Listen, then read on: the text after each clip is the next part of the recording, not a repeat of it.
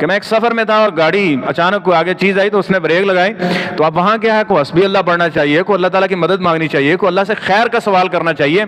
تو وہاں بھی اب وہ نام لینے کی ضرورت نہیں ہے، ٹھیک ہے۔ بات کا عرض کرنے کا مقصد تو یہ ہے نا کہ عقیدے کی اصلاح ہونی چاہیے۔ وہاں کسی ایک اور اللہ کے ولی کا نام لیا، ٹھیک ہے، اور کہا کہ یہ تو نہیں ہمیں بچانا ہے، تو نہیں ہمارے بیڑے کو صحیح سلامت وہاں پہنچانا ہے، حالانکہ سبحان الذی سخر لنا پاؤں بعد میں رکھنا ہے، پہلے یہ سکھایا گیا کہ تم نہیں پڑھنا ہے۔ اس کو چلانے والا بھی وہی ہے اور اس کو کنٹرول کرنے والا بھی وہی ہے، اور اس کو منزل مقصود تک پہنچانے والا بھی کون ہے؟ وہ اللہ تعالیٰ کی ذات۔ اس کے باوجود بھی غیر اللہ کی طرف نسبت۔ اور دوسری چیز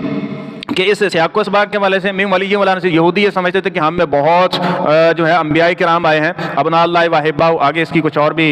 چند آیات میں اگلی میں تفصیل آئے گی، کہ وہ کہتے تھے کہ ہم نے نہیں بخشے جانا تو اور کس نے بخشے جانا، یہ ہمارے بخشوائیں گے، اتنے انبیاء کرام آئے ہیں، ہم انبیاء کی نسل میں سے ہیں، ہم نے نہیں بخشے جانا تو اور کس نے بخشے جانا، یہ ہماری سفارش کریں گے۔ تو اللہ تعالیٰ فرما رہے ہیں وَمَا لَكُم مِّن دُونِ اللَّهِ مِن وَلِيٍّ وَلَا نَصِيرٍ، تمہارا کوئی بھی مددگار اور کوئی بھی دوست نہیں ہوگا۔ اور ظاہری اسباب کے تحت یہ اللہ نے ڈیوٹی لگائی ہے، ہر کسی کی ڈیوٹی لگائی ہے کہ ایک دوسرے کی اپنے استطاعت کے مطابق جو اس کی ضرورت ہے اس میں تم نے ہاتھ بٹانا ہے۔ اس اعتبار سے تو پھر ہر بندہ ایک دوسرے کا مددگار ہو گیا، تو پھر ہر ایک کو پوچھنا چاہیے، سب سے پہلے تو ماں باپ کو پوچھنا چاہیے جنہوں نے اس کی خدمت میں کوئی کسر چھوڑی ہے، نہیں چھوڑی نا، بچپنے کے اندر کس طرح پالا، اس سے زیادہ اور کون کسی کی مدد کر سکتا ہے، تو پھر ماں باپ کو بھی سجدہ کرنا چاہیے۔ تو یہ اللہ کا حکم اور آرڈر ہے، وہ کریں گے ان کو اس کا اجر ملے گا، نہیں اس کے اصولوں کے مخالف جا کے کوئی کہے گا کہ ہم نماز نہیں پڑھیں گے، فلانا ساڑیاں پڑھائیاں نے جی، چل رہا ہے نا کنسیپٹ، روزے نہیں رکھ رہا ہے، دین پر عمل نہیں کر رہا، کہتے ہیں جی ساڑی ایسی جنہوں نے ہاتھ بیعت کی تھی نا بڑے پہنچے ہوئے نے، اور وہاں تک یہ سنائی جاتی ہیں حضرت وہ اتنے بزرگ ہیں اور اتنے کرنی اور بھرنی والے ہیں، انہوں نے گلی جو لنگ جو بندہ بخشوایا ہوں، اس کی گلی سے گزر گیا تھا، اس کے کپڑے دھو دیے تھے، یہ اس کا نان بھائی تھا، یہ اس کا فلاں تھا،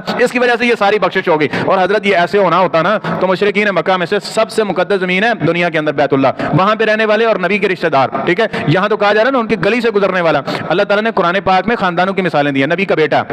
نبی کی بیوی، نبی کا باپ، اس سے زیادہ اور قرب کیا ہے ہمارے معاشرے میں؟ ابھی کہتے ہیں معاشرے میں شرک نہیں ہے، تو آپ اندازہ لگا لیں اسی جملے سے، جو کہتے ہیں کہ صرف اس کے کپڑے دھونے کی وجہ سے اس کی بخشش ہو گئی اور چنگا کام کوئی بھی نہیں کیتا ہے، اس کی گلی سے گزرنے کی وجہ سے بخشش ہو گئی۔ اور اب یہ بتایا جا رہا ہے، اب کہتے ہیں صرف آپ نے اس طرف منہ کرنا ہے، اس طرف منہ کرنا ہے، اور منہ کر کے آپ نے صرف یوں کرنا ہے، ایک دفعہ ہے اپنی گردن جھکا دینی ہے، تو آپ ان کے مرید ہو گئے۔ آپ کے لیے اب یہ چیز ظاہر ہوگی، واضح ہوگی کہ آپ کو یہ حق ہے کہ آپ کے فوت ہونے سے پہلے وہ آئیں گے، آپ کو کلمہ پڑھائیں گے، اور اگر آپ کے کوئی گناہ یہ غلطیاں ہوئیں تو وہ آپ کو بخشوا دیں گے۔ اب بتائیں کہ یہ آفت تو اللہ نے نبی کو بھی نہیں دی ہے، انبیاء اور صلحاء کے حصے میں بھی یہ چیزیں نہیں آئی، تو جو یہاں بانٹ دی گئی، تو اللہ تعالیٰ یہ فرما رہی ہے ان کا بھی زعم تھا کہ ہم یہ اس طرح ہو جائے گا، اللہ تعالیٰ نے اس کا یہاں جواب ارشاد فرمایا، اور ہمارے لیے بھی اس میں بہت سارے درس اور سبق ہیں کہ وَمَا لَكُم مِّن دُونِ اللَّهِ مِن وَلِيٍّ وَلَا نَصِيرٍ۔ جب اللہ کی مخالفت کریں گے پھر نبی کا بیٹا ہونا بھی کام